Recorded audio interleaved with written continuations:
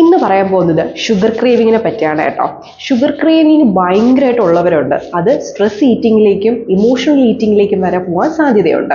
ഇങ്ങനെയുള്ളവർ ആദ്യം ചെയ്യേണ്ട കാര്യം ആ ഒരു ഷുഗർ ക്രേവിങ്ങിനെ അന്ന് സാറ്റിസ്ഫൈ ചെയ്യിക്കുക, അതിനൊന്ന് അടിച്ചമർത്തരുത്. ലൈക്ക് നമ്മളിപ്പോൾ വെയിറ്റ് ലോസ് നോക്കിക്കൊണ്ടിരിക്കുന്ന ആളാണ്, അല്ലെങ്കിൽ നമ്മളൊന്ന് ഷുഗർ കൺട്രോൾ ചെയ്യാൻ നോക്കുന്ന ആളാണ്. പക്ഷെ നമുക്ക് ഭയങ്കരമായിട്ട് ഷുഗർ കഴിക്കാൻ തോന്നും. എന്തെങ്കിലും ചിലർക്കൊരു ബേക്കറി ഐറ്റംസിനോടായിരിക്കാം, അല്ലെങ്കിൽ ചിലർക്ക് ലഡുവിനോടായിരിക്കാം, അങ്ങനെ എന്തെങ്കിലും ഒരു പർട്ടിക്കുലർ ഫുഡിനോട് തോന്നാം.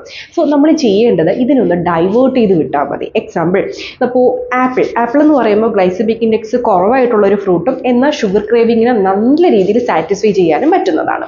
ഇതിനൊന്ന് കട്ട് ചെയ്യുക, അതിൽ കുറച്ച് സീഡ്സുകളൊക്കെ ഇടുക, കുറച്ച് ഹണി യൂസ് ചെയ്യുക, ഇല്ലെങ്കിൽ ജാഗ്രി പൗഡർ യൂസ് ചെയ്യുക, അല്ലെങ്കിൽ പനങ്കർക്കണ്ട് വളരെ നല്ലതാണ് കേട്ടോ. കുഞ്ഞുങ്ങൾക്ക് നമ്മൾ കൊടുക്കുന്ന പനങ്കർക്കണ്ടില്ലേ, അതിൽ കുറച്ച് അയൺ കണ്ടന്റ് കൂടുതലുള്ളത് കൊണ്ട് തന്നെ നമുക്ക് കുറച്ചുകൂടെ അയൺ ഇൻടേക്കും കിട്ടും. സോ ഈ ഒരു രീതിയിൽ നമുക്കത് കഴിക്കുവാണെങ്കിൽ നമ്മുടെ ഷുഗർ ക്രേവിങ്ങിനെ ഒന്ന് സാറ്റിസ്ഫൈ ചെയ്യാൻ പറ്റും. ഓക്കെ.